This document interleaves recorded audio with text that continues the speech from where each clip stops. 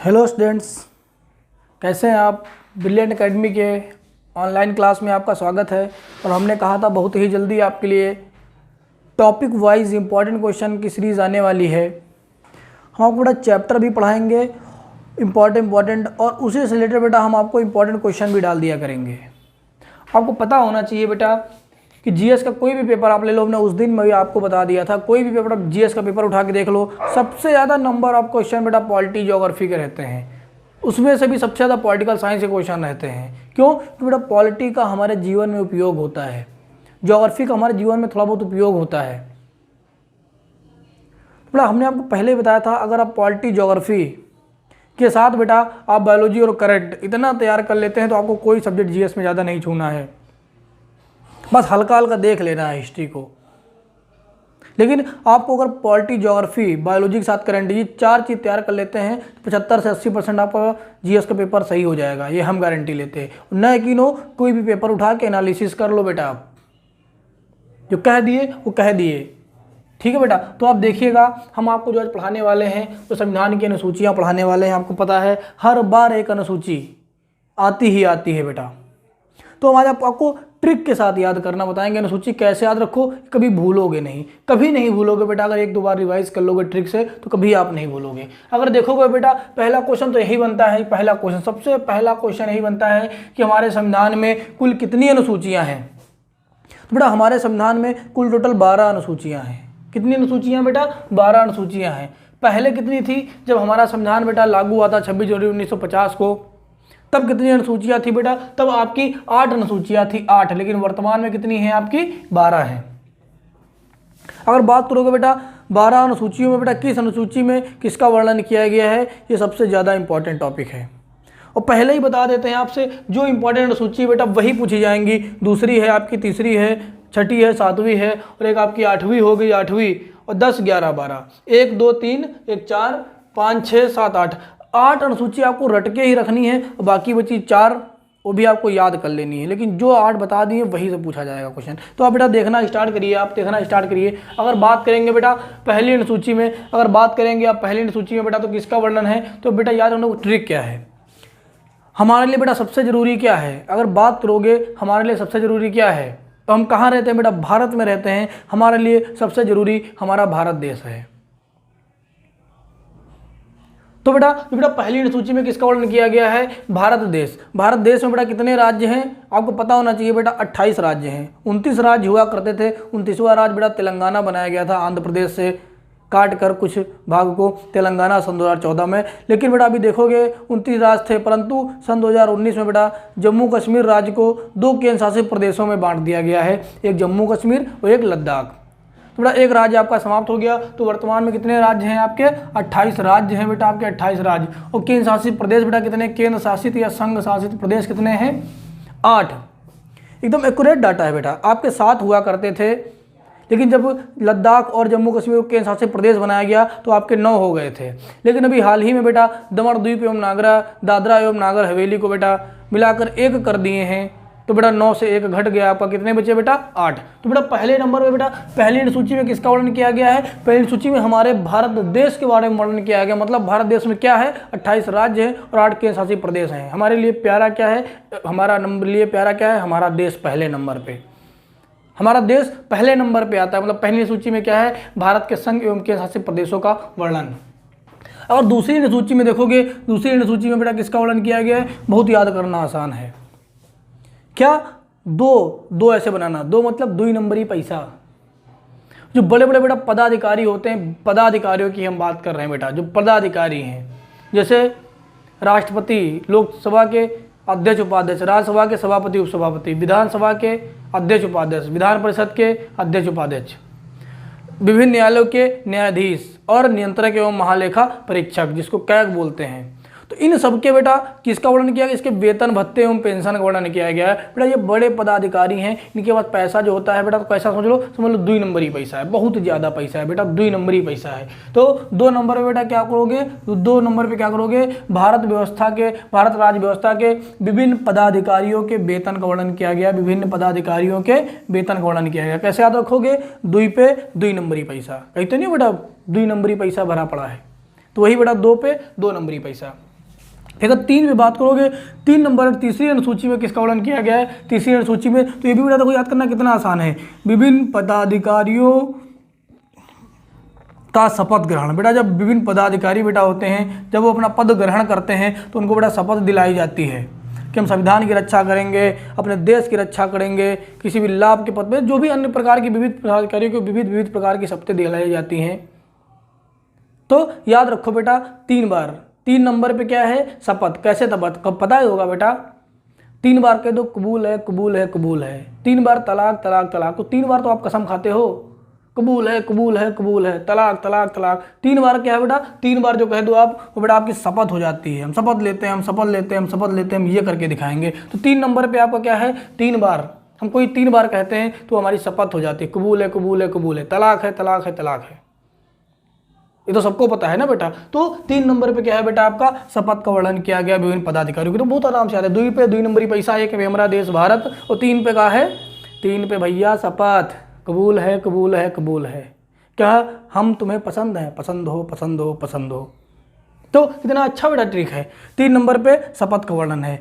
4 पे आपका कह दो, कैसे याद रखो, 4 पे दो कितना अच्छा से याद रखोगे, राज्यसभा में सीटों का आवंटन, इतना बेटा याद रखना बस। विभिन्न राज्यों एवं केंद्र शासित प्रदेशों का राज्यसभा में सीटों का आवंटन, सीट मतलब स्थान का आवंटन, राज्यसभा में किस राज्य का और किस संघ शासित प्रदेश का राज्यसभा में कितनी सीटें होंगी, तो उसका वर्णन। तो सीट से कैसे याद रखोगे बेटा, सीट देखोगे, सीट मतलब होता है 4 पाई, सीट में बेटा कितने पाए लगे होते हैं, 4 पाया लगे होते हैं, और इसी 4 पाया सीट के लिए अर्थात कुर्सी के लिए अर्थात स्थान के लिए नेता क्या करते हैं, एक दूसरे से लड़ते हैं, भिड़ते हैं, लड़ाई करते हैं, सिर्फ एक सीट प्राप्त करने के लिए, कुर्सी जीतने के लिए। तो राज्यसभा में सीटों या स्थानों का आवंटन, सीट मतलब 4 पाया, 4 पाया आपका याद हो गया कितनी आसानी से।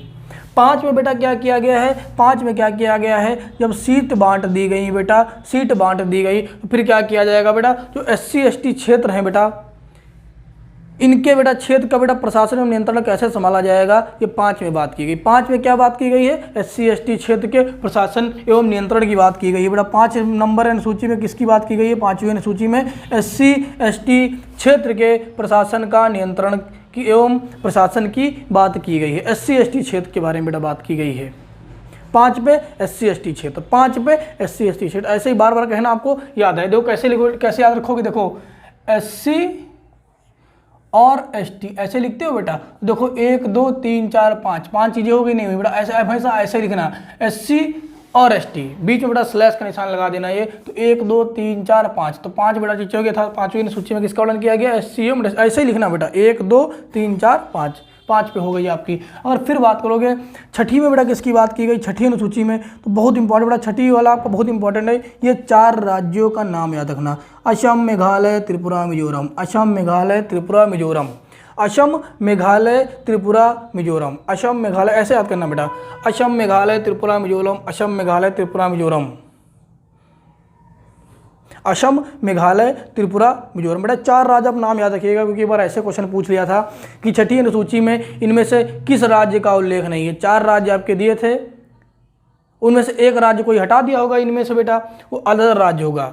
तो आपके जो भी इसमें बेटा 4 राज्यों में से कोई भी 3 नाम दिए होंगे वो आपके सही हो जाएंगे, जो लास्ट का नीचे वाला है वो गलत। या तो क्या कह देगा बेटा, एक क्वेश्चन लिख देगा, इनमें से किन राज्यों का वर्णन 6ठी अनुसूची में नहीं है, 4 विकल्प दे देगा, असम, दूसरे भी लिख देगा MP मतलब मध्य प्रदेश, मिजोरम, और लिख देगा आपका लास्ट में 1 नंबर 2 नंबर 3 नंबर और 4 नंबर पे क्या लिख देगा बेटा, मेघालय।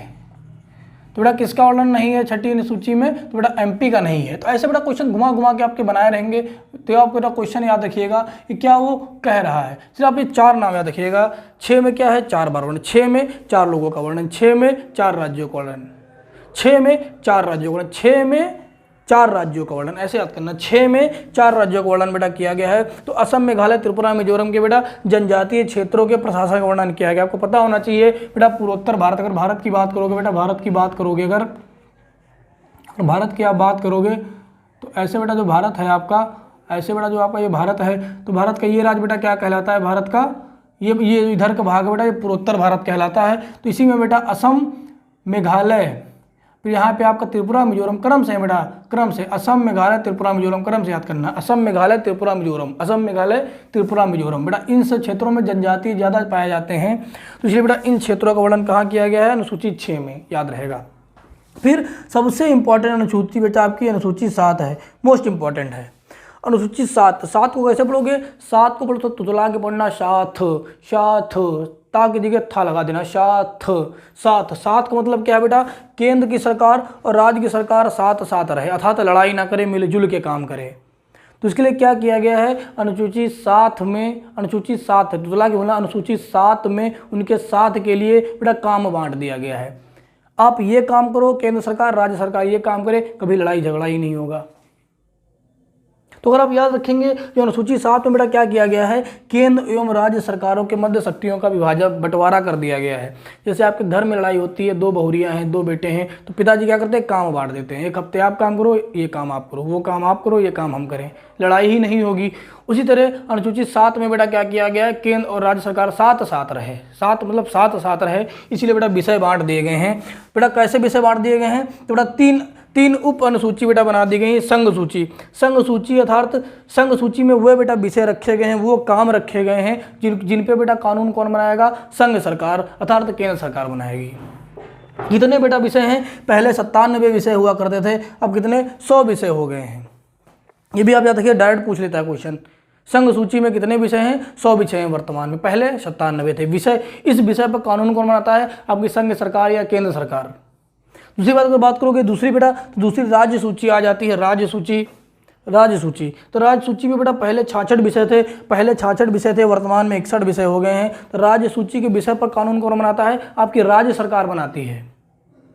राज्य सरकार मतलब अगर बेटा उत्तर प्रदेश का नियम कानून है तो उत्तर प्रदेश की सरकार बनाएगी, बिहार का है तो बिहार की सरकार बनाएगी, छत्तीसगढ़ का है तो छत्तीसगढ़ की सरकार बनाएगी। तो राज्य सूची के विषयों पर राज्य सरकार नियम कानून बनाती है। इसमें बेटा वर्तमान में कितने विषय हैं, 61 विषय हैं। इसी तरह अगर बात करोगे बेटा सबसे इंपॉर्टेंट बेटा जो आपकी अनुसूची है वो 7वीं की बेटा कौन सी है, समवर्ती सूची। संघ सूची, राज्य सूची, समवर्ती सूची। संघ सूची पे संघ सरकार नियम कानून बनाती है, राज्य सूची पे राज्य सरकार, और समवर्ती पे बेटा, समवर्ती पे दोनों आपके नियम कानून बनाएंगे। दोनों मतलब क्या है आपकी बेटा, केंद्र सरकार भी नियम कानून बनाएगी, केंद्र सरकार और राज्य सरकार भी नियम कानून बनाएगी। केंद्र सरकार और राज्य सरकार दोनों बेटा इस पे कानून बनाएंगे।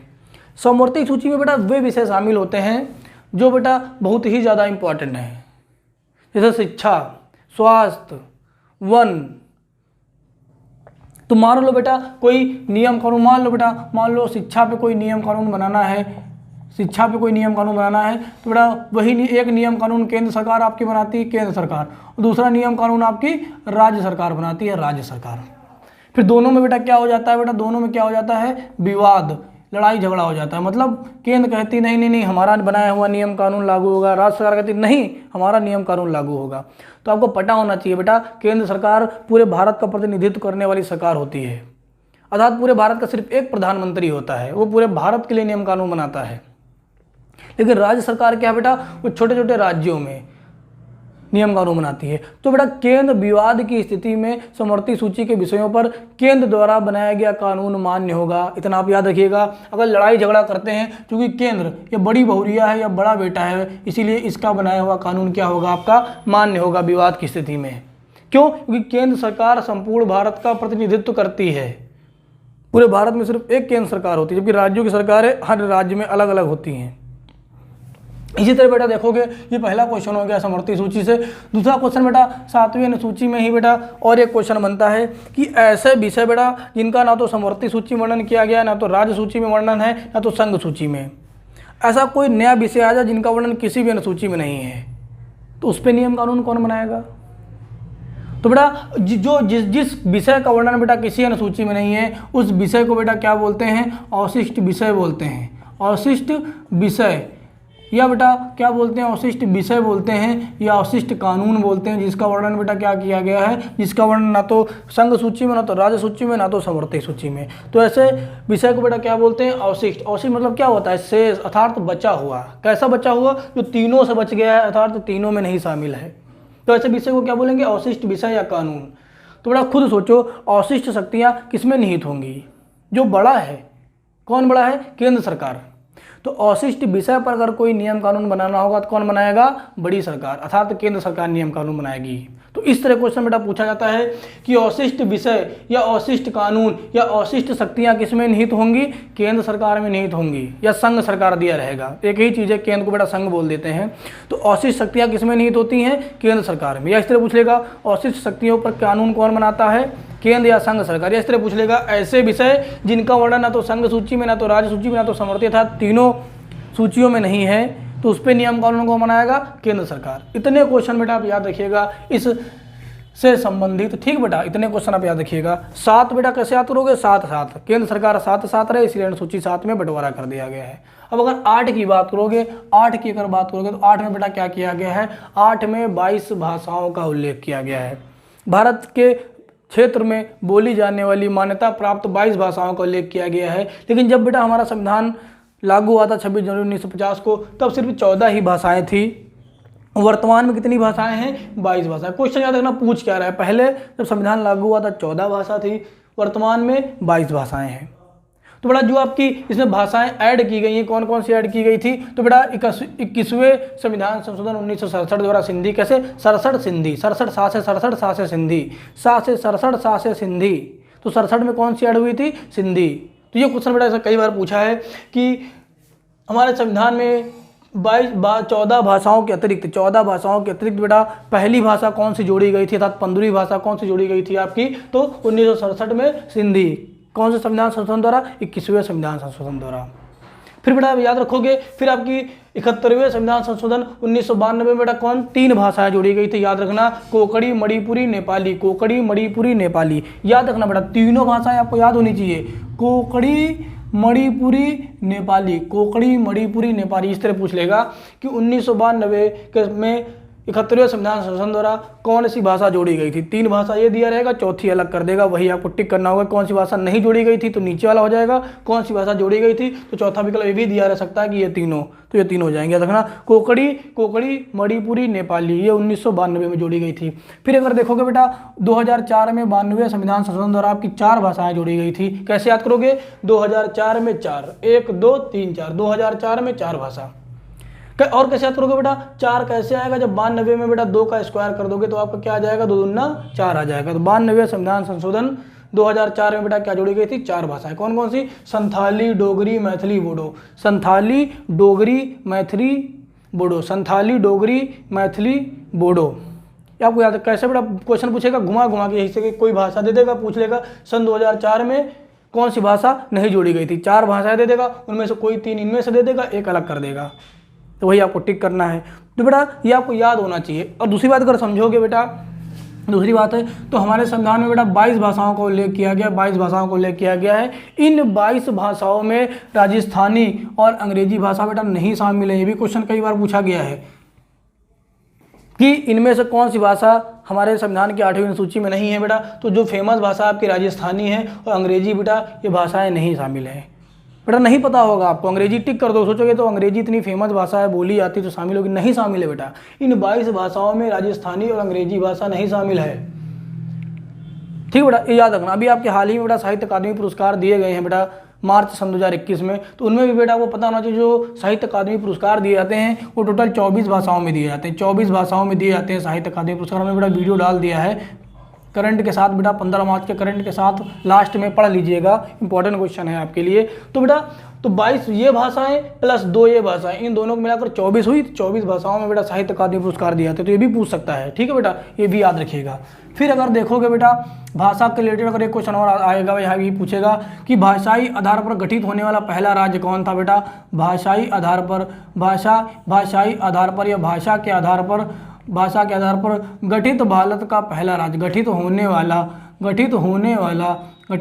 भारत का पहला राज्य बेटा कौन था? भारत का पहला राज्य कौन था? फर्स्ट राज्य कौन सा था भारत का?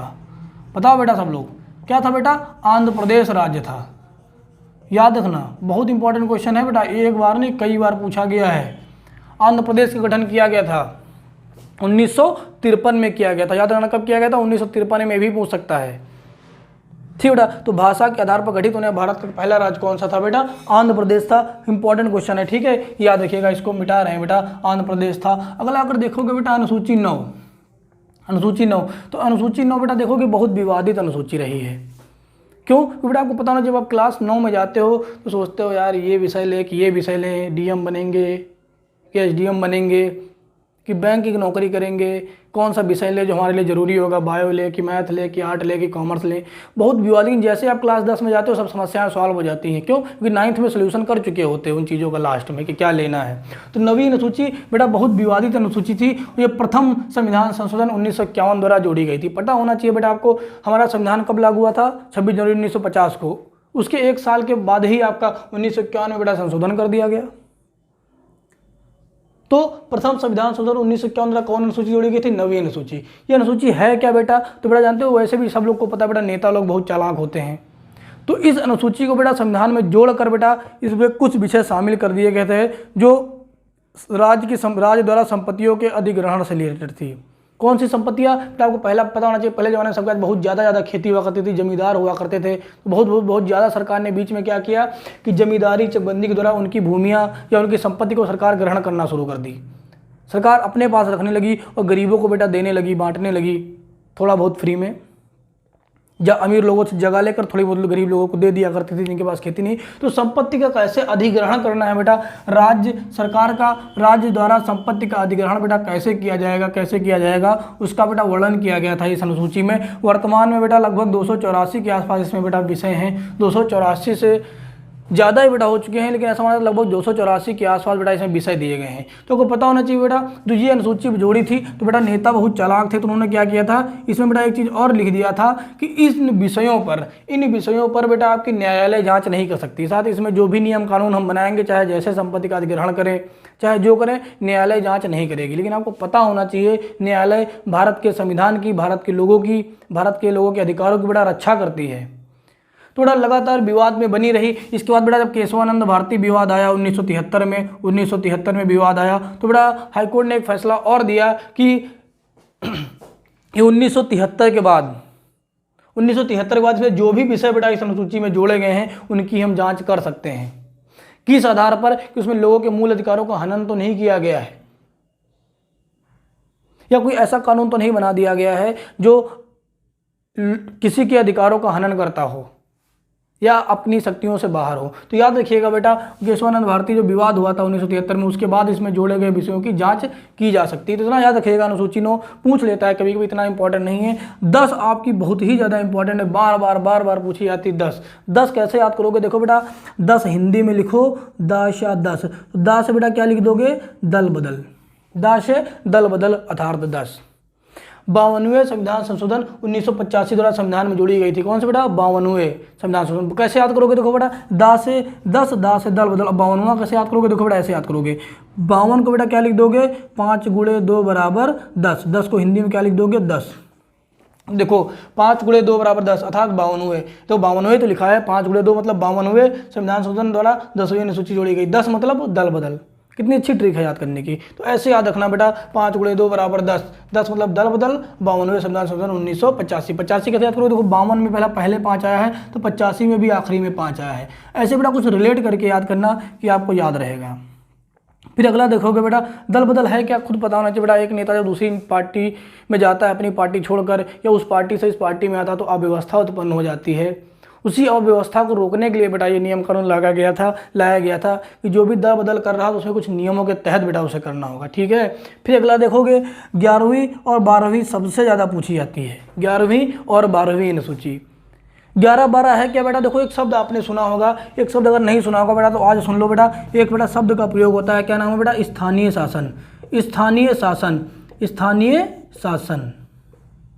स्थानीय शासन कह दो बेटा, चाहे स्थानीय स्वशासन, दोनों शब्द आप पढ़ने के पा जाओगे। स्थानीय शासन तो बेटा देखोगे अगर, तो सरकार बेटा 3 लेवल पे काम करती है। केंद्र लेवल पर, एक आपके राज्य लेवल पर, एक होती है स्थानीय लेवल पर। 3 स्तरीय सरकार पाई जाती है, त्रिस्तरीय प्रणाली बेटा पाई जाती है भारत में।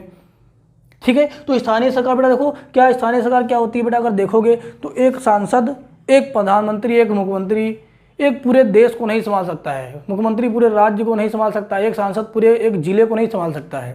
दूसरी बात है, पर्टिकुलर एक क्षेत्र की क्या समस्या है सिर्फ उस क्षेत्र का व्यक्ति ही जान सकता है। इसलिए बेटा प्रत्येक क्षेत्र में क्या बेटा छोटे छोटे लोगों को बेटा क्या किया था, उस क्षेत्र की समस्या से निपटने के लिए पदाधिकारी बना दिया जाता है। जैसे गांव की समस्या क्या है तो बेटा वहाँ की क्या ग्राम पंचायत देखेगी, उसका प्रमुख प्रधान होगा।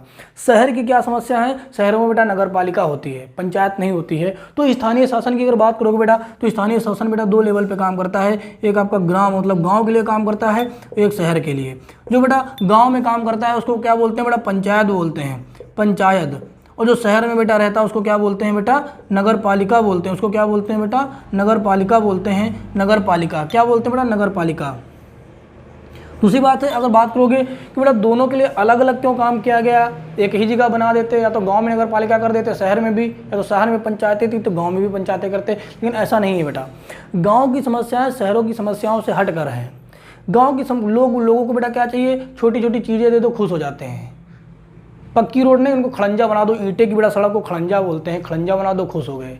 नालियाँ बना, सिर्फ पानी निकल जाए, नालियाँ कच्ची हो पक्की हो, चाहे ऐसे खोद के बना दिया हो, गांव के लोग खुश हो जाते हैं। और क्या समस्या है, छोटे मोटे लड़ाई झगड़े हैं, मेड़ कट गई, खेतवा जोता समय तो लड़ाई, घूर के लिए लड़ाई, जो कूड़ा करकट डालते हैं, इनकी गाय उनके खेत में चली गई तो लड़ाई। तो यही छोटी छोटी समस्याएँ हैं गाँव में। लेकिन अगर शहरों की बात करोगे तो शहरों को बेटा छोटी छोटी नालियाँ नहीं, ढकी नालियाँ चाहिए, पक्की सड़कें चाहिए, आरसीसी सड़कें चाहिए। बड़े बड़े क्राइम हैं, बड़ी बड़ी ज़रूरतें हैं। गांव में 2 घंटे चाइल्ड लाइट कटती है, यहाँ 2 मिनट भी नहीं कटनी चाहिए। तो अलग अलग समस्याएं हैं, इसलिए बेटा 2 लेवल पे ग्राम स्थानीय शासन को गठित किया गया। तो जो 11वीं अनुसूची में बेटा क्या किया गया, पंचायती राज व्यवस्था का वर्णन है। गांव के लोगों के लिए बेटा क्या, 11 गांव, 11 गांव, 11। देखो ऐसे लिखोगे, 11 को बेटा कहाँ लिखते हो, गाँव लिखते हो, गाँव। और बेटा 11 को क्या पढ़ते हो, 11 ऐसे तो लिखते हो 11। तो गांव से गा और 11 से ग्या में आगे वाला गा ले लेना। 11 में क्या किया गया है, गांव। तो गांव में क्या होती है बेटा, पंचायत होती है। इस तरह याद रखो, या इस तरह याद रखो बेटा, जब पंचायतों को चुनाव होता है तो बेटा 11 नंबर की बस, 11 नंबर बस मतलब जानते हो हमारे पैर, देखो ऐसे सीधे ही तो होते हैं, 11 नंबर की बस। तो बेटा प्रधान चल चल के लोगों से क्या मांगते हैं बेटा, अपने पंचायत में जो खड़े हुए हैं उसके लिए पंचायती इलेक्शन के लिए प्रधानी की वोट मांगते हैं। तो बेटा इससे याद रखना, पंचायतों को गठन किया किसमें किया गया है, गांव। पंचायतें कहाँ होती है, गांव में। गांव का मतलब बेटा क्या की बात है, 11। तो 11वीं अनुसूची में बेटा किसकी बात की गई है, 11वीं अनुसूची में बेटा पंचायतों की बात की गई है। कितने विषय दिए गए बेटा पंचायत को काम करने के लिए, 29 विषय। बहुत इंपॉर्टेंट है, कई बार क्वेश्चन पूछा गया, कितने विषय हैं बेटा, 29 विषय दिए गए हैं, 29। कब जोड़ी गई थी बेटा, तो 73वें संविधान संशोधन 1992। बेटा कहीं कि अब 93 भी लिखा पा जाओगे, तो 92 के बेटा 92 में पूरी तरह से जोड़ी गई थी और 93 में पूरी तरह से लागू कर दिया गया था। तो 92-93, लेकिन 92 आपका ज़्यादा सही है, 92-93 पढ़ने पा जाओगे। तो 73 डायरेक्ट ये पूछता है बेटा किस संशोधन द्वारा, 73वें संविधान संशोधन द्वारा। 11वीं मतलब 11 मतलब गाँव, गाँव मतलब गाँव में क्या होती है, पंचायतें। कितने विषय हैं, 29 विषय हैं। दूसरा क्वेश्चन बेटा यही पंचायतों से एक और बनता है, पंचायतों से कि पंचायत व्यवस्था, भारत में पंचायती राज व्यवस्था सबसे पहले कहाँ लागू हुई थी, भारत में पंचायती राज व्यवस्था सबसे पहले कहाँ लागू हुई थी। तो बेटा याद रखना, डेट याद रखना, 2 अक्टूबर 1959 को, 2 अक्टूबर 1959 को बेटा राजस्थान, भारत का एक बेटा राज्य है राजस्थान। राजस्थान राज्य में, राजस्थान में बेटा एक जिला पड़ता है, जिले का नाम क्या है बेटा, नागौर जिला। जिले का नाम क्या है बेटा, नागौर जिला। वहाँ पे सर्वप्रथम पंडित जवाहरलाल नेहरू ने बेटा क्या किया था, पंचायती राज व्यवस्था भारत में लागू की थी। बहुत इंपॉर्टेंट क्वेश्चन है, कई बार पूछा है। पंचायती राज व्यवस्था भारत में कब लागू हुई थी, तो 2 अक्टूबर 1959 को राजस्थान में, नागौर जिले में। राज्य पूछेगा तो राजस्थान, जिला नागौर जिला। किसने लागू किया था, पंडित जवाहरलाल नेहरू बेटा ने। कब, 2 अक्टूबर 1959। 2 अक्टूबर कैसे याद रखोगे, गांधी जयंती। तो दोनों याद रखिएगा ये क्वेश्चन कि पंचायती राज व्यवस्था कहाँ लागू हुई थी, राजस्थान में। और यहाँ हमने बताया था आपको भाषा आधार पर गठित होने वाला पहला राज्य आंध्र प्रदेश। दूसरा चीज़ बेटा, कभी कभी ये क्वेश्चन बनता है स्थानीय शासन के बारे में कि स्थानीय शासन का सर्वप्रथम बेटा वर्णन हमें इतिहास में कहाँ देखने को मिलता है या कहाँ किया गया था। तो याद रखना बेटा, 2 कालों का नाम आपको याद ही होगा, एक गुप्त साम्राज्य या गुप्त काल, एक चोल साम्राज्य या चोल काल। तो बेटा भारत में जो सबसे पहली स्थानीय शासन बेटा जो व्यवस्था देखने को मिलती है वो गुप्त काल में देखने को मिलती है, लेकिन बेटा वो अव्यवस्थित थी, पूरा सही क्रम में उसका देखने को नहीं मिलती है आपकी। लेकिन अगर क्वेश्चन आ जाएगा व्यवस्थित क्रम में सर्वप्रथम विधिवत रूप से भारत में स्थानीय शासन या स्थानीय स्वशासन व्यवस्था कब देखने को मिलती है बेटा, तो आपका एक साम्राज्य हुआ करता था। कौन सा साम्राज्य हुआ करता था बेटा, चोल साम्राज्य। याद रखना बेटा, भारत का एक साम्राज्य हुआ करता था चोल साम्राज्य। क्वेश्चन बेटा आपको पूछा हुआ क्वेश्चन एसएससी में, तो इसीलिए याद आ गया, हमको बता रहे हैं। चोल साम्राज्य में स्थानीय शासन या स्थानीय स्वशासन या क्षेत्रीय लेवल की सरकार का स्वरूप विधिवत रूप से या व्यवस्थित रूप से देखने को मिलता है। शुरू कब से हो गया था? गुप्त काल में ही शुरू हो गया था। तो ये क्वेश्चन आप याद रखिएगा, ठीक है। स्थानीय शासन। तो बेटा 11 में आपका क्या है? ग्राम पंचायत अर्थात पंचायतों का वर्णन किया गया है।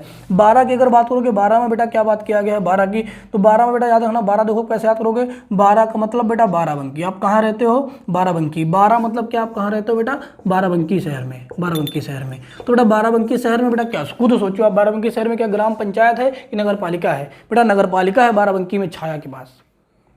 तो 12 में किसका वर्णन किया गया है? शहरी क्षेत्रों में पाई जाने वाली नगर पालिका का वर्णन किया गया है। 12 का मतलब बाराबंकी, बाराबंकी आपका शहर है। शहर में बेटा ग्राम पंचायत नहीं होती, शहर में नगर पालिका होती है। तो बेटा 12 में किसका वर्णन किया गया है? 12 मतलब बाराबंकी, बाराबंकी शहर में नगर पालिकाओं का वर्णन किया गया। इसमें काम करने के लिए कितने विषय दिए गए हैं बेटा? आपके 18 विषय दिए गए हैं। 18 विषय बेटा दिए गए हैं। इन 18 विषयों पर नगर पालिका काम करती है। कब जोड़ी गई थी? 74वें संविधान संशोधन 1992 द्वारा भी है बेटा आपका 92 में बेटा लाया गया था और 93 में पूरी तरह से ये लागू कर दिया गया था। तो 1992-93 में दिया रहता है। मैंने यही पूछेगा कि संविधान संशोधन द्वारा 74वें, 73वें द्वारा क्या हुआ था बेटा? आपका ग्राम पंचायत लाई गई थी। 74वें द्वारा आपका क्या लाया गया था? नगर पालिका। दोनों क्वेश्चन आप याद रखिएगा बेटा। दूसरी बात अगर देखोगे तो हमने आपको पहले बता दिया 12वीं अनुसूची, 11वीं अनुसूची, 10वीं अनुसूची और 8वीं अनुसूची। इधर अगर बात करोगे 2, 3, 4, 6, 7 बहुत ज़्यादा पूछा जाता है। इसी के साथ बेटा 2-3 क्वेश्चन हम और आपको एक्स्ट्रा थोड़ा बताना चाहते हैं। बेटा अगर आप देखोगे भारत की बात करोगे तो आपको पता होना चाहिए बेटा दिल्ली भारत की राजधानी कब बनी थी? कब बनी थी बेटा? तो आपको पता होना चाहिए बेटा 1911 में बेटा 1911 में बेटा दिल्ली दरबार लगाया गया था। ब्रिटेन के, इंग्लैंड के बेटा, ब्रिटेन इंग्लैंड एक ही बात है, ब्रिटेन इंग्लैंड यूके एक ही देश है। तो वहाँ के बेटा राजा रानी भारत में आए थे 1911 में। तो यहीं से बेटा घोषणा हुई थी और 1912 में बेटा 1912 में बेटा क्या हुआ था? दिल्ली भारत की राजधानी बनी थी। 1912 में दिल्ली भारत की राजधानी बनी थी। तो इससे पहले भारत की राजधानी क्या हुआ करती थी? कोलकाता हुआ करती थी, जो पश्चिम बंगाल में है। कोलकाता किस नदी किनारे बसा है? हुगली नदी किनारे बसा है। कोलकाता हुगली, ठीक है। तो 1912 में दिल्ली भारत की राजधानी बनी, लेकिन बेटा इसको राष्ट्रीय राजधानी क्षेत्र का दर्जा बेटा 69वें संविधान संशोधन 69वें संविधान संशोधन द्वारा बेटा 69वें संविधान संशोधन 1991 द्वारा इसको राष्ट्रीय राजधानी क्षेत्र का दर्जा दिया गया था। बनी थी 12 में, लेकिन इसको दर्जा कब दिया गया था? 69वें संविधान संशोधन 1991, 69वें संविधान संशोधन 1991 में राष्ट्रीय राजधानी क्षेत्र का दर्जा दिया गया आपका दिल्ली को। ये क्वेश्चन आप बेटा इतना याद रखिएगा, बहुत इंपॉर्टेंट क्वेश्चन बेटा बनता है, बहुत इंपॉर्टेंट क्वेश्चन है। तो बेटा यही के साथ बेटा हमने आपको ट्रिक बता दी याद करने की। इस ट्रिक से बेटा आप पूरी अनुसूची याद रखिएगा। बहुत इंपॉर्टेंट अनुसूचियाँ हैं बेटा, हर बार पूछ लेता है।